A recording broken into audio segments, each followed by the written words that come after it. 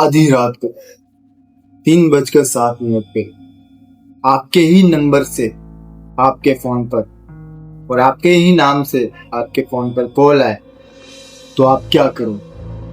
जी हाँ, अमन नाम का लड़का आधी रात को सो रहा था। उस पर एक कॉल आया।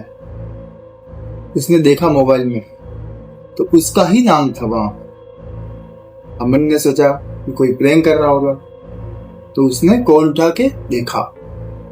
जैसे ही उसने कॉल उठाया, एक अजीब सी आवाज आई कि 3:10 पर एक गेट बजेगा तो तुमको खोलना नहीं है अगर तुमको जिंदा रहना है। अमन घबरा गया। अमन ने पूछा कि तुम कौन बोल रहे हो? तो उसने जवाब दिया कि मैं अमन बोल रहा हूं, लेकिन 10 साल बाद वाला। अमन का दिमाग खराब हो गया, सहमा का सहमा रह गया अमन।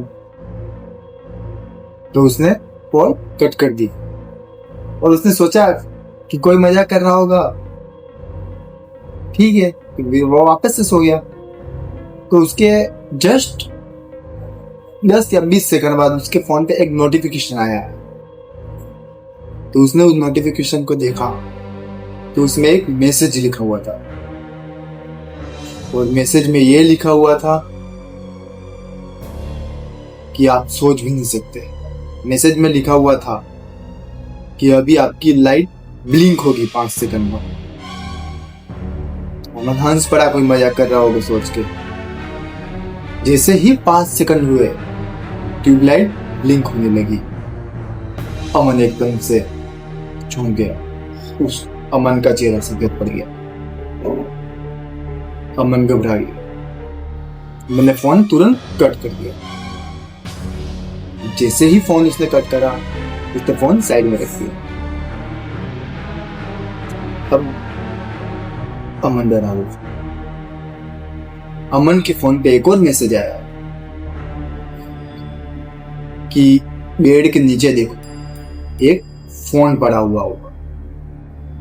अमन ने बेड के नीचे चेक किया तो वहां पर सच में एक फोन पड़ा हुआ।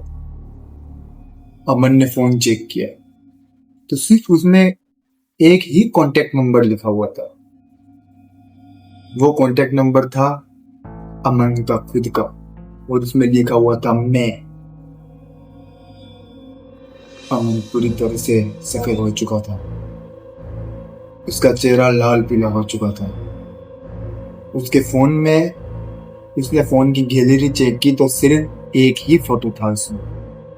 वो था खुद अमन का। लेकिन चौंकाने वाली बात इसमें ये है कि वो जो फोटो था वो फ्यूचर वाले अमन का था। अमन 10 साल बाद का। और उस फोटो के पीछे लिखा हुआ था, फिर फोटो के बैकग्राउंड में, कि दरवाजा मत खोलना, डोंट ओपन द डोर। अमन डर गया। अमन सदमे में चला गया कि मेरे साथ ये हो क्या रहा है। उसको कुछ भी समझ में नहीं आ रहा। सहमा हुआ अमन बैठा, घबराया हुआ, आश्चर्य। तभी उसको कॉल आया, वापस उसी ही नंबर से। अमन ने कॉल उठाया। सामने से एक आवाज आई कि दरवाजा मत खोलना। अमन ने उसे तुरंत बोला कि ये सब हो क्या रहा है। तो फ्यूचर वाले अमन ने बोला कि मेरे साथ भी यही हुआ। अमन डर गया। अमन ने बोला तुम हो कौन? उस आवाज ने बोला कि मैं तुम हूं। अमन को कुछ समझ में नहीं आया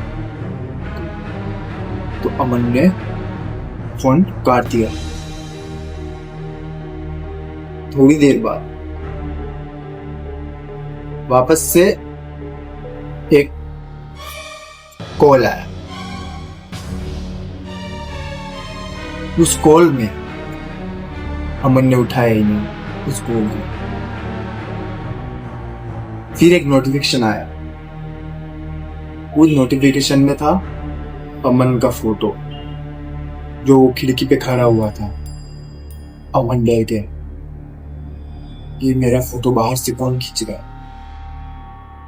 जैसे ही अमन ने खिड़की खोली, उसने बाहर देखा तो सड़क के उस साइड एक आदमी खड़ा हुआ था। हैरानी की बात यह है कि वो आदमी कोई और नहीं, अमन ही था, लेकिन 10 साल बाद में।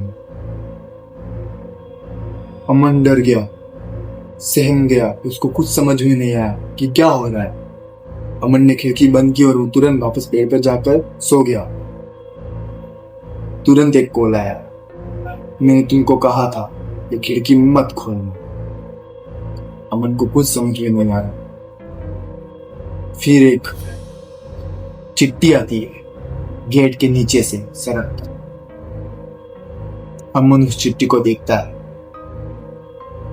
तो उस चिट्ठी में क्या होता है, अमन का ही फोटो होता है, 10 साल बाद वाला। और उस चिट्ठी में लिखा हुआ होता है नीचे कि जो तुमको कॉल पे बता रहा है वो तुमको सब झूठ बोल रहा है, तुम उसकी बात आज सुनो। अमन का दिमाग खराब हो गया। अमन बोलने लगा कि क्या सच है क्या झूठ है, कौन सच्चा कौन झूठा। तभी कॉल से आवाज आई कि चिट्ठी की बात मत मानो, उसमें जो बता रहा है वो झूठ है, तुम बस गेट मत खोलना। ठीक 3:10 पे गेट से आवाज आएगी, तुम गेट मत खोलो। मैं बिल्कुल डरा हूं। 5 मिनट, 10 मिनट, 15 मिनट, कोई आवाज नहीं। लेकिन अचानक से क्या आवाज है, वो आवाज कहती रही अमन से कि गेट मत खोल। लेकिन इंसान को क्यूरियोसिटी होती ही होती है, उससे राह मिल गया। वो गेट की ओर कदम बढ़ाते गेट से आवाज आती गई, ठक ठक। अमन ने जैसे ही गेट खोला, बाहर कोई नहीं था। अमन डर गया। अमन गेट बंद करके वापस अंदर आया। अब थोड़ी देर बाद उस आवाज ने बोला, क्या बोला ऐसा कि अमन चौंका। बिल्कुल। आवाज ने कहा कि मैंने तुमसे झूठ बोला, मैं अमन नहीं हूं। अमन चौंक गया, बिल्कुल डर गया कि ये क्या हो रहा है। उस आवाज ने कहा कि तुमने गेट खोल दिया, अब मैं अंदर आ चुका हूं, अब मेरी जगह तुम जाओगे। अचानक लाइटें ऑफ हो गई और उस दिन अमन गायब हो गया। और आज तक पता नहीं चला कि अमन कहां गया।